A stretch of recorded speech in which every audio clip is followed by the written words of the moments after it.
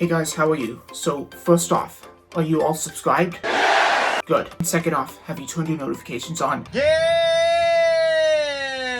Good, because now it's time for another GalaxyCon video on my YouTube channel. And this time, it's time to play the music. Wait, I don't have any music on me. It's time to light the lights. It's time to meet the Muppets. Wait.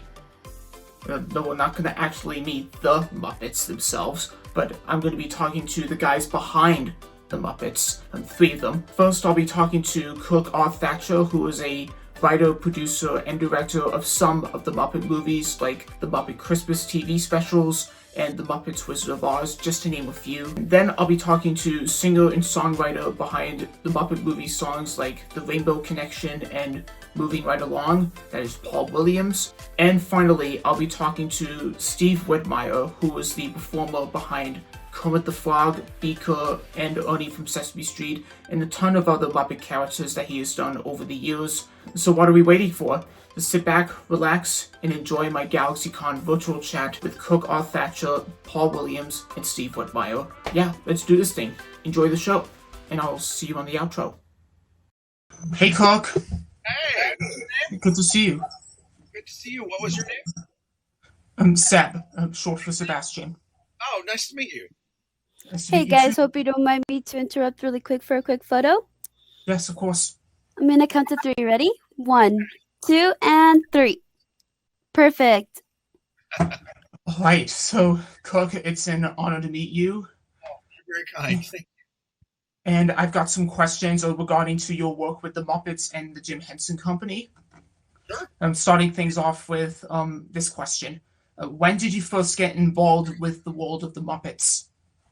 With the World of Muppets, when I met Jim Henson in 1986, a mutual friend introduced us, and we had a meeting, and we hit it off, and I started freelancing with him through 1988, and then I joined the company and worked with them till about the year 2000 as an employee with a contract with them, and then, but yeah, so it was 1986.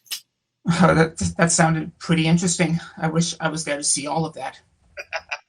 It was always interesting. It was great working with him. Okay, here's the next question for you, Kirk. Did you start working as a writer, producer, and director straight away, or did you develop into these roles? I developed into them. I started actually as a designer and creature builder on Return of the Jedi. Really? Making aliens for that, and then I worked on Gremlins and Star Treks 2 and 3 doing creatures. And then I met Leonard Nimoy and worked as an associate producer on Star Trek 4 and did some writing and a little acting stint on that. I wrote a song as the punker. And then after I met Jim, again, started as a designer and like an idea guy. I used to call him a gag man. I think of funny bits or characters. And then dinosaurs happened, and I designed all the characters. It was the last thing I worked on with Jim. And then the producers of that, the writing producers, Michael Jacobs and Bob Young, said, hey, you've got great ideas. Would you like to be a writer, writing producer on the show? I said, yeah, I would love that. So that's when I started writing. And then I started directing pretty much after Dinosaurs for little Muppet shorts that we did. And then and the TV specials, like the Muppet version of It's a Wonderful Life. Right, exactly. Very, very Merry Muppet Christmas and Muppets Wizard of Oz and Muppets Letters to Santa. And then I just finished working on Muppets Haunted Mansion. So yes, I heard about that on Twitter. It's coming to Disney Plus, and I'm really looking forward to it. And speaking of Muppets Haunted Mansion, is there anything we could expect from the special without any spoilers? Yeah, you're going to see the Muppets. It's hard because I've got an NDA, so they've just announced that they're doing it. I can't really say much more except you will see the Muppets in a version of the Haunted Mansion. They don't go to Disneyland. It's like it's a real place, so I can say that. A real Haunted Mansion. Let's look forward to it. Thank you. Okay, moving on. And did you have any experience of working with puppets on film? And I think the answer was with question 2. Yeah, I worked on Jedi. We had puppets. Salacious Crumb, Jabba was a puppet. Neum Numb, I helped build and test Neum Numb as a puppet, and then Gremlins. So I did a lot of creature puppeteering before I met Jim. It feels like I answered that question 2 times already, and I apologize. No worries. And here's the final question. There was a mix of animatronics and puppetry in the films made by the late Jim Henson. Did this give extra difficulties for filming? And have you used this sort of mixture of technology before? Yeah, well, used it again on Jedi, Gremlins, Star Treks 2 and 3. I was the Klingon dog lizard in Star Trek 3. Uh, And so I worked extensively with that in the first 4 or 5 years of my career. Um, uh, so I guess the answer is yes. I worked with that a lot. Is that what your question was? Had I worked with it, or? I think it was. I think it was. Yeah, I really enjoyed.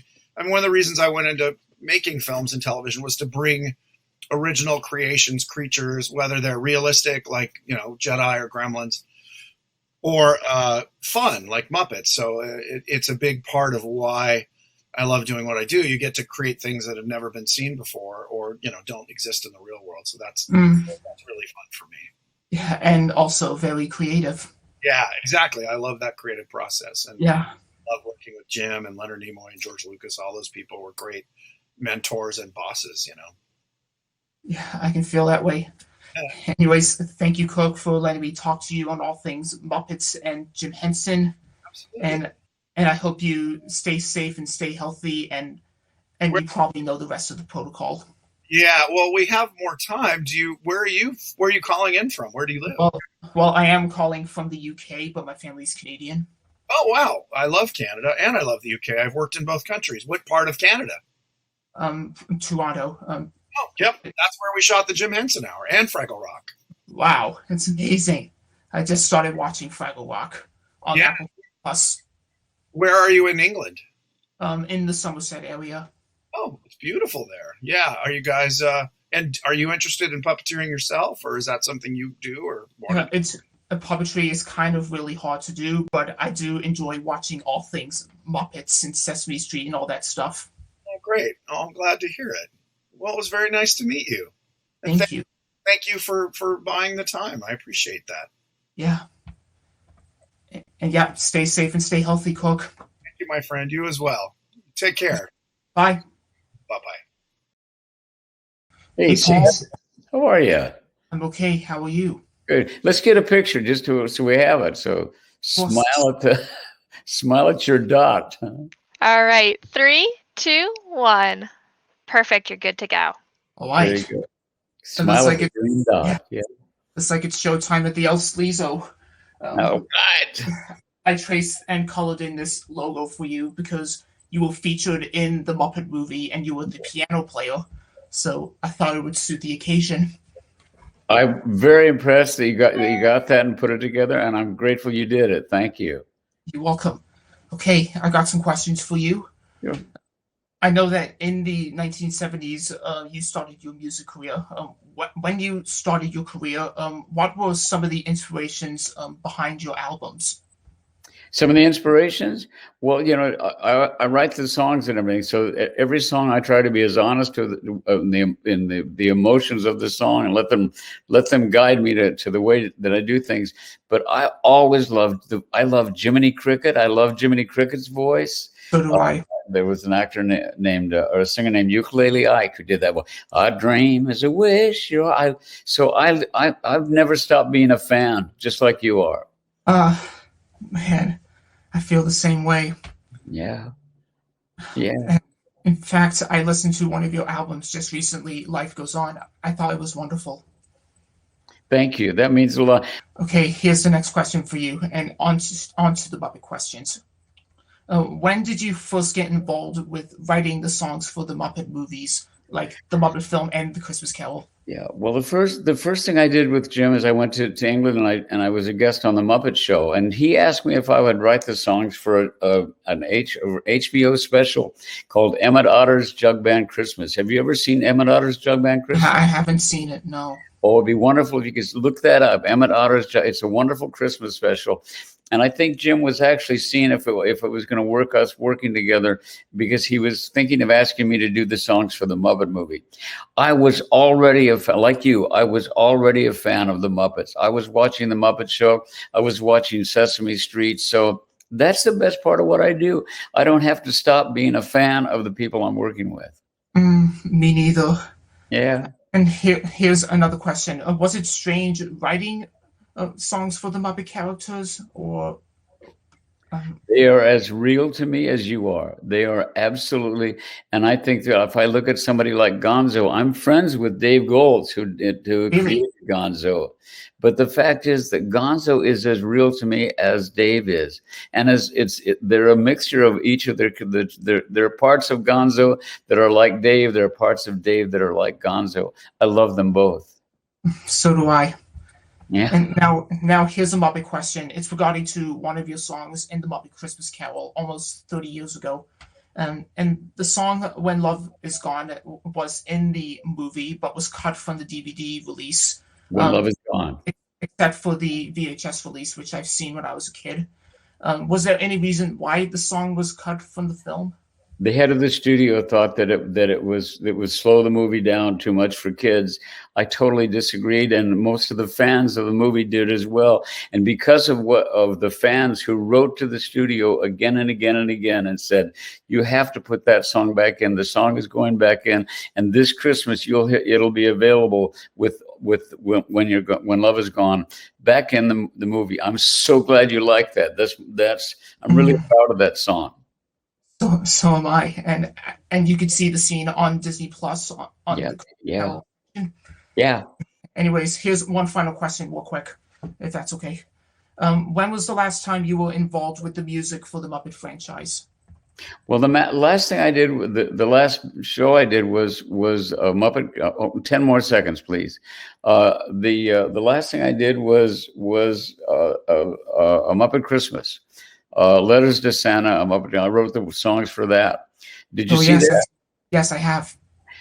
I'm really glad that I got to talk to you, Seb. Thanks for being such a good friend. Thank you, Paul. Stay safe. God bless you too. Hey, Steve. Hello there. How are you, sir? I'm okay. How are you? Good. You're against green screen. You could just go anywhere. Yeah, I can. And I like this green screen on your end as well. Yeah, you can see a little piece of it back there. How everything good with you? Yeah, everything's going great. I've watched every Muppet movie this past week in time conversation. Wow, that's fantastic. That's fantastic. Where are you calling from? I'm calling from the UK, but my family's Canadian. Oh, wow. Okay. What part of the country are you in? And in the UK? Yeah. Around the Somerset area. Okay. I know that area a little bit. You know, you probably know we've done a lot of production over there over the years. So Yes. I love being in England whenever I can, you know. And the thing is, I can't believe I'm actually talking to the voice and performer behind Kermit the Frog and Ernie and every Muppet character that you've done. Oh, well, thank you, Seb. That's very nice of you to say. I appreciate it. I appreciate it very, very much. What do you have a favorite Muppet character, or do you just kind of like the whole group? Or, I mean, you know. As much as I love the whole group of Muppet characters, I mostly like Kermit the Frog. Yeah. I want to show you first. It's a Disney New Emos version of Kermit. Yeah. Just great. Woody from Toy Story. I hadn't seen that before. That's a nice one. That's good. Yeah, you could get this at the Disney store. Oh, good. Or you could shop online. Great. Fantastic. Well, you know, I agree with you. I think it's always been hard for me to pick a favorite Muppet character. I just like when they're all together, you know, the whole group. They kind of need to, it's almost like they almost need to be together to be the Muppets, you know? Yeah, I know what you mean. Anyways, I got some questions for you, Steve. Yes, you go ahead. Firstly, what was it that drew you into working with the Jim Henson Company? When I was 10 years old, it was the year that Sesame Street first began on television. So 1968. And I started watching the Muppets every day, even though I wasn't, you know, I was watching Sesame just to see the Muppets. And I loved those characters. And I thought Ernie and Bert and obviously Kermit was there in those days, and Oscar and Big Bird. I loved them all. And I thought that the people who were doing that must really be enjoying themselves. It must be so much fun. And I just became a really big, like you, I became a really big fan of the Muppets. And so all through my high school years, I started working with puppets and trying to learn how to build them and, make them work. And then I was able to meet Jim when I was just 19 years old. Wow. And so I joined his company when I was 19 on the Muppet Show. Wow, that's very, very interesting and very good story. Oh, well, thank you. Thank you. And here's the next question for you. Working with Jim Henson and the Muppets after all these years, what was it like for you and the other performers to move about with the characters and talk in Muppet form in the studio? So you're saying just when we're working, how do we move around? Yeah. With the characters? Well, it used to be harder than it is now.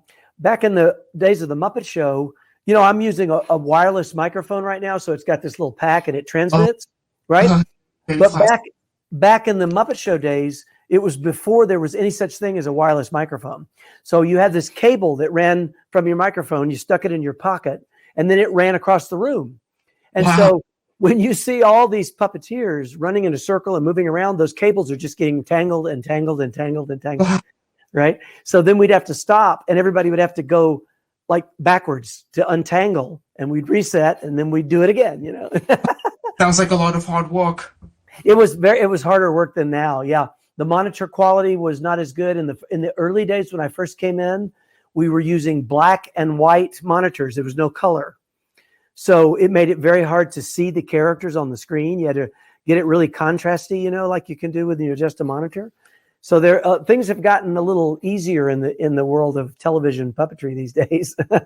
Okay, here's the next question for you. Mm-hmm. Character you've played. Wait, I'm probably have to skip that question because I think it already has to do with the voice and synchronization thing. Oh, okay, not to worry. In question 2. Okay. And how did you train your voice for Kermit the Frog? And were there vocal exercises you had to do? Well, I'll tell you, I when I first started doing Kermit after we lost Jim, after Jim passed away, I went back and mostly what gave me Kermit's character and voice was remembering how Jim did it. Because I'd worked closely, side by side with him when he was doing Kermit.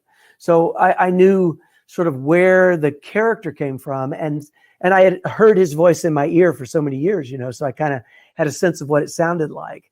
And it took a while for me to get to the point where I was comfortable with what I was doing. And I don't think it ever sounded exactly like Jim, but it got very close to Jim. And part of that was not so much the voice as it was the personality. You know what I mean? Yes, who Kermit was, trying to find that balance of who he was. So in terms of vocal exercise, it was just a matter of trying to make sure my voice was high enough.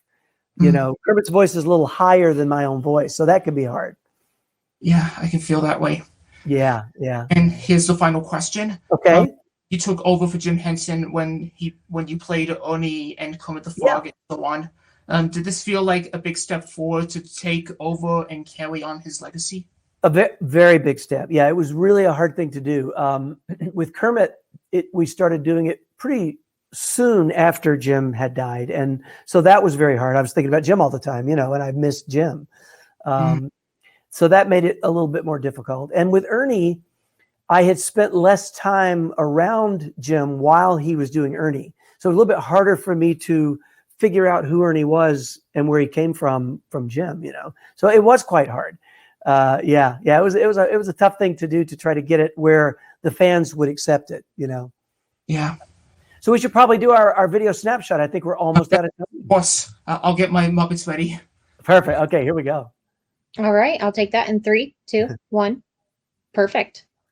Seb, thank you very much. I really enjoyed talking to you and having the time for us to talk for a while. You're most welcome, Steve.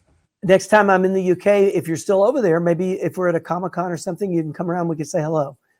That would definitely be worth the wait. Okay, thank you. Good to talk to you. Take care. Bye. Bye-bye. Okay, you're going down, Hades. No, Hercules, you're going down.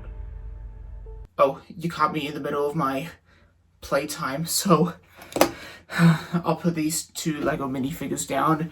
And it's nearly time to end the video, but before I do that, it's time for another GalaxyCon update. And next time on GalaxyCon, I'll be speaking to the stars of the Disney animated classic Hercules, Tate Donovan and Susan Egon. The event will take place on GalaxyCon.com on Sunday the 23rd of May at 4 p.m. Eastern Standard Time and 9 p.m. British Standard Time, so put that date in your diaries. You don't want to miss this. So if you haven't liked this video, subscribe to the channel and turned on those notifications yet, make sure you do so. And you can follow me on my socials, links are in the description below. And you can stream the entire Muppets collection on Disney Plus. All the details are in the description. Start your subscription right now to Disney Plus, as well as watching all the episodes of The Muppet Show from start to finish. Thanks for watching, and I shall see you on another video. Bye!